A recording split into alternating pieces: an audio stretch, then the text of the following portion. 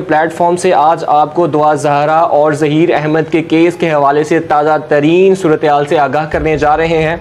सबसे पहले आपको बताएंगे कि दुआ ज़हरा की जो शादी है वो लव मैरिज है या गिरोह है, कोर्ट की जो लास्ट प्रोसीडिंग हुई कोर्ट में क्या रिमार्क्स थे। उसके अलावा हम बात करेंगे कि ज़हीर अहमद की तरफ से भी एक कंप्लेंट दायर कर दी गई है कोर्ट में, और वो जो कंप्लेनेंट है वो उसकी मदर है, ज़हीर की माँ है, और ये मामला और भी थोड़ा संगीन होता जा रहा है। ये मामला किस तरफ जा रहा है, ये सारी बातें पूछेंगे फयाज रामे से, जो कि इस केस को from the very first day देख रहे हैं, और पिछले दिनों एक आपने वीडियो भी वायरल देखी जिसमें ये मुलजिम से बात कर रहे थे। तो आइए इनसे पूछते हैं कि आखिर ये केस कौन सी करवट बदल रहा है, ये केस किस तरफ जाएगा।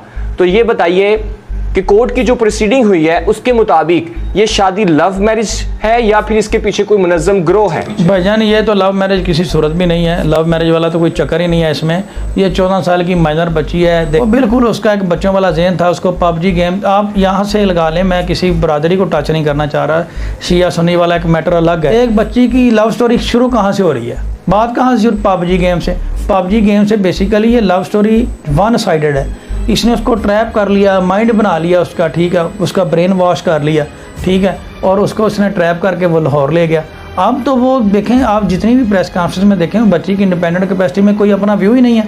वो तो ऐसे है जैसे दबी दबी कर रही है। अब मैं बोल रहा हूँ, पता चल रहा है मेरे ऊपर कोई प्रेशर नहीं है। वो क्या कह रही है, बच्ची ऐसे बात कर रही है कि मेरे वालिदैन ने मुझे, अगर मैं मर गई, मेरे वालिदैन जो हैं उनके ऊपर जो होगा वो, ऐसे थोड़ी होता है। ये नज़र आ रहा है कि बच्ची की आंखें मिला के बच्ची बात ही नहीं कर रही, बच्ची के ऊपर प्रेशर है, नेचुरल उसका व्यू ही नहीं है बच्ची का।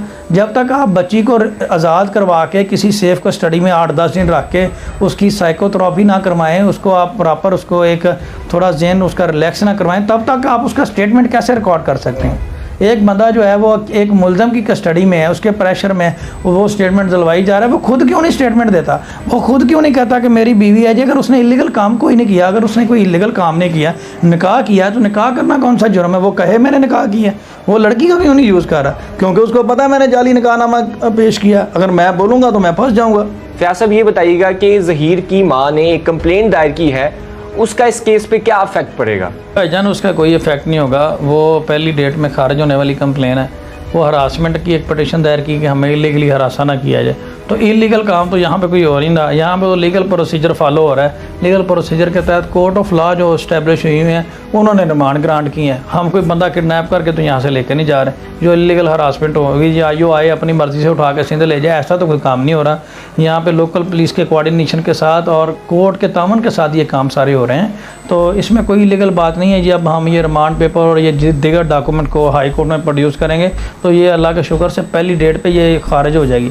ये रिट का हमें कोई वज़न नहीं है। ये मैं आपको दावे से कह सकता हूँ कि जिस तरीके से इनकी प्राइवेट कंप्लेन खारिज हुई है और 164 का बयान इनका एक तरफ है, इसी तरीके से ये रिट जो है इसका पता भी नहीं चलना, ठीक है। और ये रिट का खारिज करवाने के बाद हम इनके ख़िलाफ़ जो है ना मज़ीद दायरा तंग कर देंगे। ये भी इसमें ये चीज़ है कि अगर ये सोचते ये और बीस इसका इनका जो ऑब्जेक्ट है ना, जो मेन चीज़ है, ये बेसिकली रिट करने का मकसद क्या है। रिट करने का मकसद ये है हमें ब्लैकमेल करना, कि हम किसी टेबल टॉक पे आ जाएं, हम कोई डील कर लें। तो ये बात मैं क्लियर मैसेज देना चाहता हूँ, अगर आप फेक लिटिगेशन में और ये जहन रखेंगे कि आप हमें ब्लैकमेल कर लेंगे, तो ये आपकी ज़िंदगी की सबसे बड़ी गलती होगी। क्योंकि लड़की के फादर से रात को मेरी बात हुई है, क्लियरली उनका मैसेज हुआ है। उन्होंने कहा जी रामे साहब मैं आपके साथ हूँ, और लड़की मिले ना मिले मैं इनको एक एग्जाम्पल बनाऊँगा, ठीक है। ये उनके एक अल्फाज हैं, और ये अगर लड़की वापस करके माजरत कर लेते हैं तो इनके लिए कोई नरमी हो सकती है। और सिंध गवर्नमेंट इस मैटर में इन्वॉल्व है, पर्सनली इन्वॉल्व है, इनकी जान नहीं छूटने वाली।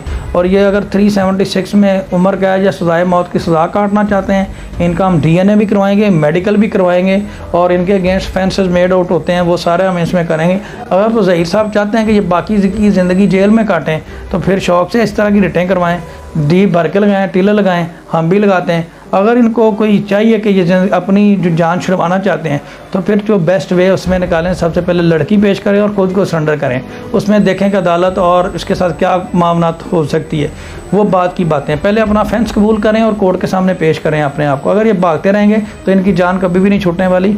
और ये मैं आपको सबसे बड़ी जो पेश रफ्त कर रहा हूँ ना, 1 वीक के अंदर अंदर बच्ची रिकवर हो जानी है। इनके पास कल और परसों का दिन है, ठीक है। और अगर बाद में इनको मेरी ये बात कही हुई याद आएगी। अब आज से कोई 1 वीक पहले इनके जो कुछ लॉयर थे उनको मैंने कहा, मैं नाम पॉइंट आउट नहीं करूँगा, तो मैंने उनको कहा कि सर आप बैठ के हमारे साथ टेबल टॉक कर लें। तो उन्होंने कहा जी मैटर बड़ा इजी है, 164 की स्टेटमेंट होगी, ठीक है। अब वो मुझसे रब्ता कर रहे हैं कि मैटर सॉल्व करवाएं। 1 हफ्ता पहले वो मेरी बात सुनने के लिए तैयार नहीं थे, अब वो